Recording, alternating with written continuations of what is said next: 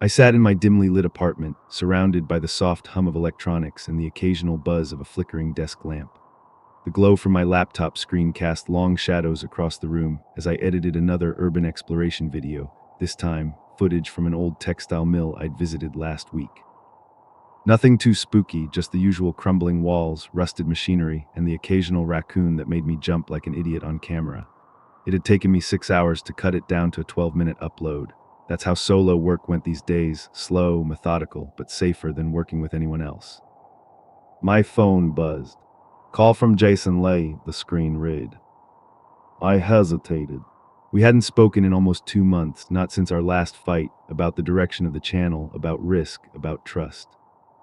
Back when we were still a team.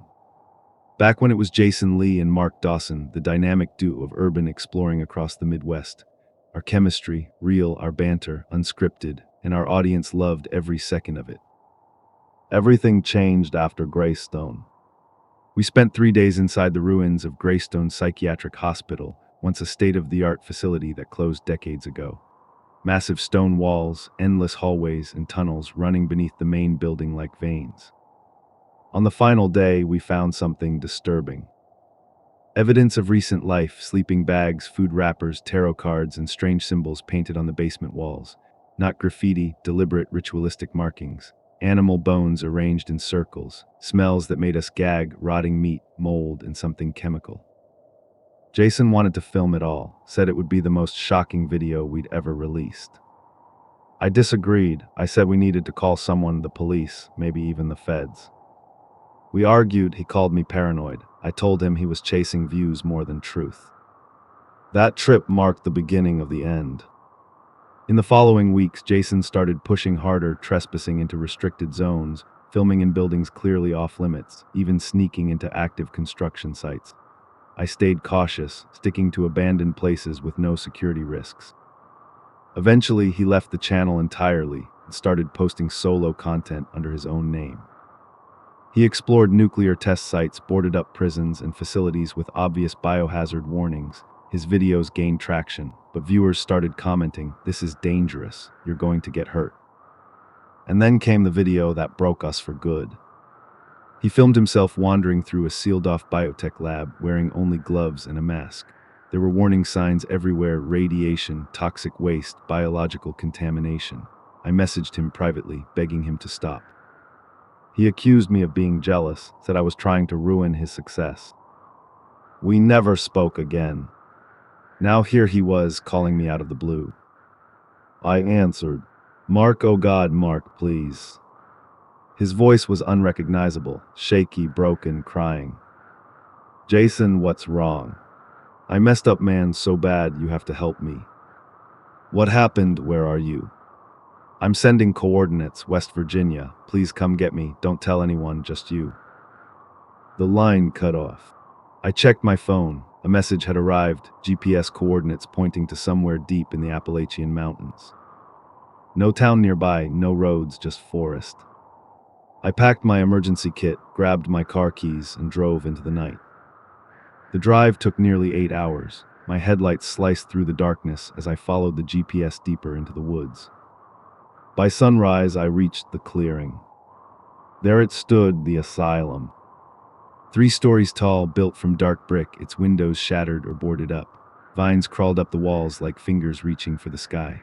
The parking lot was overgrown, littered with rusted hospital beds, wheelchairs missing wheels, and what looked like an old ambulance stripped bare. I parked and stepped out.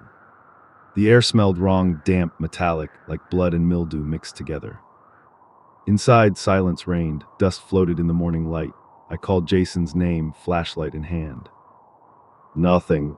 But I found his stuff: camera bag, tripod, jacket, water bottle, scattered in a room that used to be a cafeteria. I knew then he wasn't just lost, he was in trouble. As I searched the building, I found more disturbing things. Animal carcasses arranged in patterns, dead birds, rabbits, cats placed deliberately on tables. Symbols carved into the walls, some were fresh, others ancient-looking. At the center of the room stood a statue, black stone, humanoid but wrong. Too tall, too thin, with limbs that stretched beyond natural proportions.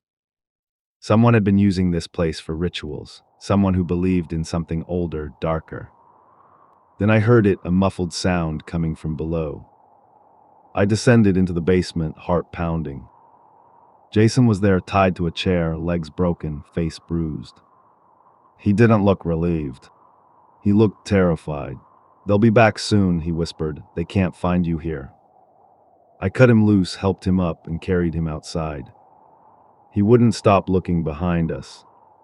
Once in the car, Jason finally spoke. He'd come alone, hopping to film something big, hopping to prove he could make it without me. He found the group mid-ceremony, 8 people in gray robes, chanting around the statue. He tried to steal a silver dagger from one of the altars. They caught him, beat him with pipes, broke his legs, locked him in the basement. But that wasn't the worst part. After they left, something else stayed behind. A figure, tall, thin, eyes glowing white. It watched him for hours. Silent, unmoving, just watching. As we drove east, Jason kept checking the mirrors. Then I saw it, standing in the middle of the highway behind us.